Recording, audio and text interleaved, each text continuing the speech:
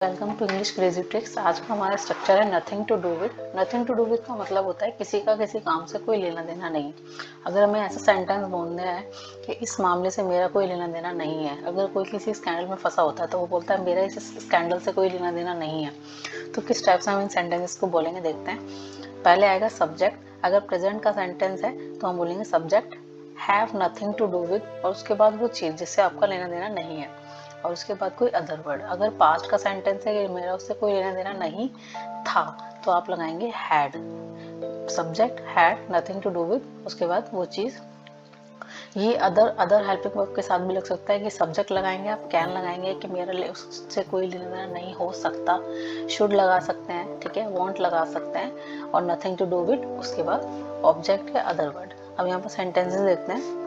इस मामले से मेरा कोई लेना देना नहीं है, तो I have nothing to do with this matter या द मैटर। मेरा अपराध से कोई लेना देना नहीं है, I have nothing to do with the crime. उस मामले से मेरा लेना देना नहीं है, तो I have nothing to do with that case. इस कांड से मेरा कोई लेना देना नहीं है, I have nothing to do with that scandal. इस टाइप से हम सेंटेंसेस को बना सकते हैं। आगे देखते हैं कुछ और सेंटेंसेस। अगर मैं तुम्हारी जगह होता तो मेरा उससे कोई लेना देना नहीं होता, ठीक है। इस सेंटेंस का ये मतलब है कि अगर मैं तुम होता का मतलब अगर मैं तुम्हारी जगह होता तो मेरा उससे कोई लेना देना नहीं होता, ठीक है। तो I had nothing to do with him if I were you. If I were का मतलब है कि अगर मैं तुम्हारी जगह होता, ठीक है। आपको उससे लेना देना नहीं होना चाहिए, तो you should have nothing to do with him. हमारा एक दूसरे से कोई लेना देना नहीं है, तो we have nothing to do with each other. Each other मतलब एक दूसरे से। वे महिलाओं से कोई लेना देना नहीं रखना चाहते, इसका मतलब ये है। तो they want nothing to do with women's. इस हम जिस विषय पर चर्चा कर रहे हैं उससे उनका कोई लेना देना नहीं है, तो they have nothing to do with the subject we are discussing. यानी कि सब्जेक्ट मतलब वो विषय कि उनका उस विषय से कोई लेना देना नहीं है जो जिस पर हम बातचीत कर रहे हैं, वी आर डिस्कसिंग। उन दिनों ऐसा लगता था कि गरीबों से उनका कोई लेना देना नहीं था, तो पॉवर्टी सीम टू है मतलब ऐसा लगता है, ऐसा लगता था, ठीक है। तो poverty seem to have nothing to do with them, उनसे कोई लेना देना नहीं था, ठीक है। इन दोज डे का मतलब है उन दिनों, ठीक है, उन दिनों। तो ऐसा लगता था पॉवर्टी गरीबी से उनका कोई लेना देना नहीं, तो poverty seem to have nothing to do with them those days, ठीक है। यहाँ पर हम इस टाइप से सेंटेंसेस बना सकते हैं किससे, नथिंग टू डू विद। जैसे मेरा इस मोबाइल से कोई लेना देना नहीं है, तो आई हैव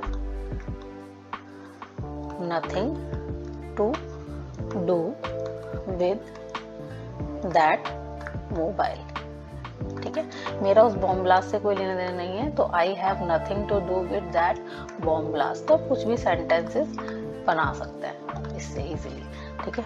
अब नेक्स्ट देखते हैं। जब हमारा सेंटेंस होता है नथिंग का ही मीनिंग देता है। वो नथिंग का मतलब क्या होता है, कुछ नहीं। तो अगर हमारे इस टाइप के सेंटेंसेस जिसमें हमें नथिंग को यूज करके बनाना है जिसका मीनिंग है कुछ नहीं, तो कैसे होंगे।